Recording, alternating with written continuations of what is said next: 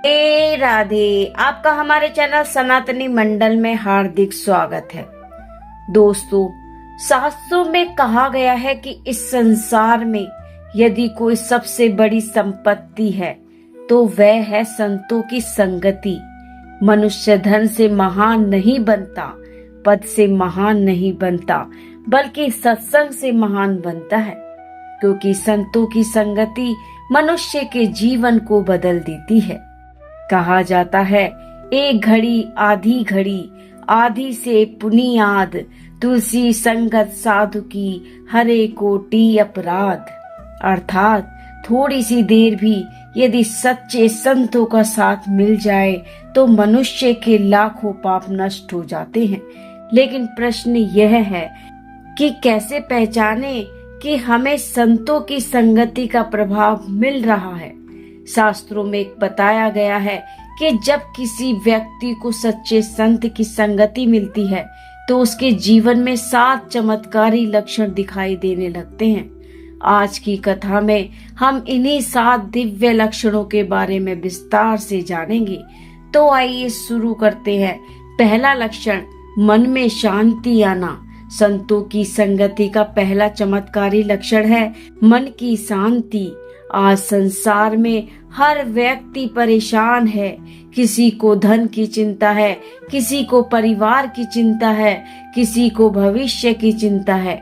लेकिन जब मनुष्य संतों के पास बैठता है तो उसका मन धीरे धीरे शांत होने लगता है, क्योंकि संतों के पास बैठने से मन को एक दिव्य ऊर्जा मिलती है।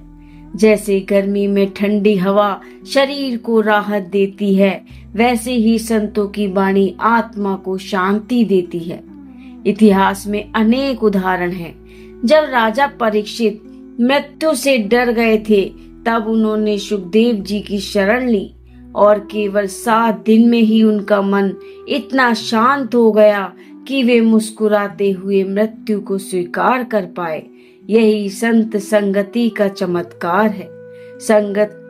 संतों की संगति का दूसरा चमत्कारी लक्षण है बुरी आदतों का धीरे धीरे समाप्त होना।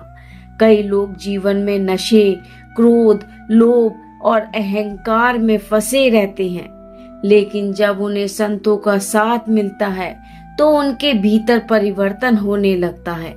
शास्त्रों में वाल्मीकि जी का उदाहरण मिलता है। वे पहले डाकू थे, लेकिन जब उन्हें नारद जी का सत्संग मिला तो उनका जीवन बदल गया। एक डाकू से वे महान ऋषि वाल्मीकि बन गए और उन्होंने रामायण की रचना की। यह संतों की संगति की शक्ति है। संतों की संगति का तीसरा लक्षण है भगवान के प्रति प्रेम बढ़ना। जब मनुष्य संतों के पास बैठता है तो उसे भगवान की महिमा सुनने को मिलती है। धीरे धीरे उसका मन संसार से हटकर भगवान की ओर लगने लगता है।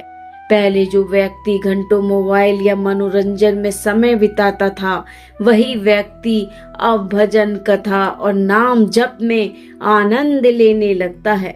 यही संतों की संगति का प्रभाव है। संतों की संगति का चौथा लक्षण है अहंकार का समाप्त होना। संत हमेशा विनम्र होते हैं। जब हम उनके पास बैठते हैं तो हम देखते हैं कि इतना ज्ञान होने के बाद भी वे घमंड नहीं करते। इससे हमारे भीतर विनम्रता आने लगती है। संत कबीर कहते हैं, जहाँ दया तहाँ धर्म है, जहाँ लोभ तहाँ पाप, जहाँ क्रोध तहाँ काल है, जहाँ क्षमा तहाँ आप। संतों की संगति हमें नम्र और दयालु बनाती है। संतों की संगति का 5वां लक्षण है सेवा की भावना जगाना। पहले मनुष्य केवल अपने बारे में सोचता है, लेकिन जब उसे संतों का साथ मिलता है तो उसके मन में दूसरे की सेवा करने की भावना जागने लगती है। वह गरीबों की मदद करने लगता है, पशुओं की सेवा करने लगता है, मंदिरों में सेवा करने लगता है, क्योंकि संत दिखाते हैं कि सेवा ही सबसे बड़ा धर्म है। संतों की संगति का 6वां लक्षण है जीवन का उद्देश्य समझ में आना। बहुत से लोग पूरी जिंदगी केवल धन कमाने में लगा देते हैं, लेकिन संत बताते हैं कि मनुष्य जीवन केवल धन कमाने के लिए नहीं मिलता। यह जीवन मिला है भगवान को जानने के लिए, आत्मा को समझने के लिए और भक्ति करने के लिए। जब मनुष्य को यह बात समझ में आती है तो उसका जीवन बदल जाता है। संतों की संगति का 7वां और सबसे बड़ा लक्षण है सभी जीवों के प्रति प्रेम और करुणा। संत किसी से द्वेष नहीं करते, वे हर जीव में भगवान का अंश देखते हैं। जब हम संतों के पास रहते हैं तो हमारे भीतर भी वही भावना आने लगती है। हम किसी को दुख नहीं देना चाहते, हम सबके लिए अच्छा सोचने लगते हैं और यही सच्ची आध्यात्मिकता है। तो मित्रों, संतों की संगति केवल धार्मिक परंपरा नहीं है, यह जीवन बदलने वाली शक्ति है। यदि किसी व्यक्ति के जीवन में ये 7 लक्षण दिखाई देने लगे तो समझ लेना चाहिए कि उसे संतों का सच्चा आशीर्वाद मिल रहा है। इसलिए जीवन में यदि अवसर मिले तो हमेशा सत्संग और संतों की संगति अवश्य करें, क्योंकि शास्त्रों में कहा गया है संत संगति दुर्लभ है, परंतु जो इसे पा लेता है उसका जीवन सफल हो जाता है। अब एक बहुत महत्वपूर्ण प्रश्न आता है, यदि संतों की संगति इतनी महान है तो फिर हर व्यक्ति को इसका लाभ क्यों नहीं मिलता? क्योंकि संतों की संगति का लाभ वही व्यक्ति उठा पाता है जिसके भीतर श्रद्धा और विनम्रता होती है। शास्त्रों में कहा गया है विनु हरि कृपा मिले ही नहीं संता, अर्थात भगवान की कृपा के बिना सच्चे संतों का मिलना भी संभव नहीं है। लेकिन जब भगवान किसी पर प्रसन्न होते हैं तो वे उस व्यक्ति को संतों की संगति का अवसर देते हैं। पुराने समय की बात है, एक गांव में एक बहुत ही क्रोधी और कठोर स्वभाव का व्यक्ति रहता था। वह हर छोटी छोटी बात पर लोगों से झगड़ा करता था। उसके परिवार वाले भी उससे परेशान रहते थे।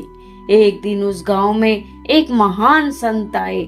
गांव के लोग उनके सत्संग में जाने लगे, लेकिन वह व्यक्ति संतों से दूर ही रहता था, क्योंकि उसे लगता था कि संतों की बातें सुनने से क्या लाभ होगा। लेकिन एक दिन उसकी पत्नी ने उससे कहा, एक बार चलकर संत की बाणी सुन लो।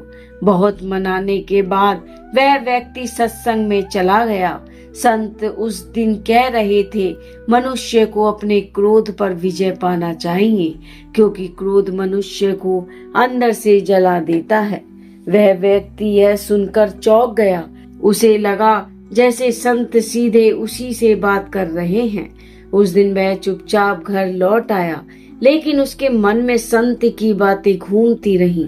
धीरे धीरे उसने सत्संग में जाना शुरू कर दिया। कुछ महीनों बाद पूरे गांव ने देखा वह व्यक्ति अब पहले जैसा नहीं रहा। उसका क्रोध शांत हो गया था। वह अब लोगों की मदद करने लगा था।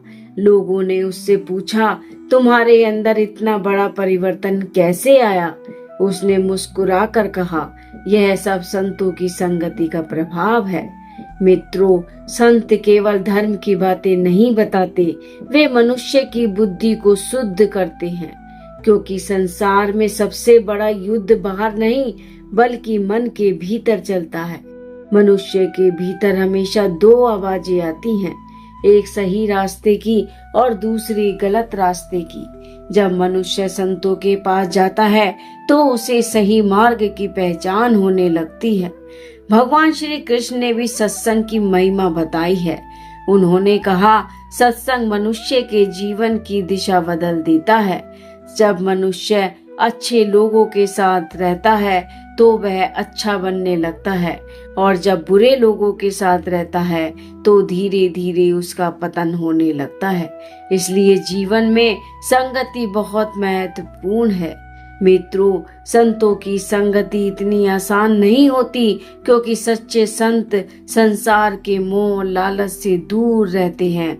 वे केवल भगवान की भक्ति में लीन रहते हैं। ऐसे संतों को पहचानना भी आसान नहीं होता, क्योंकि सच्चे संत कभी अपने चमत्कारों का प्रदर्शन नहीं करते। उनकी पहचान केवल उनके सरल स्वभाव, दया, विनम्रता से होती है। मित्रों, संतों की संगति का सबसे बड़ा फल क्या है?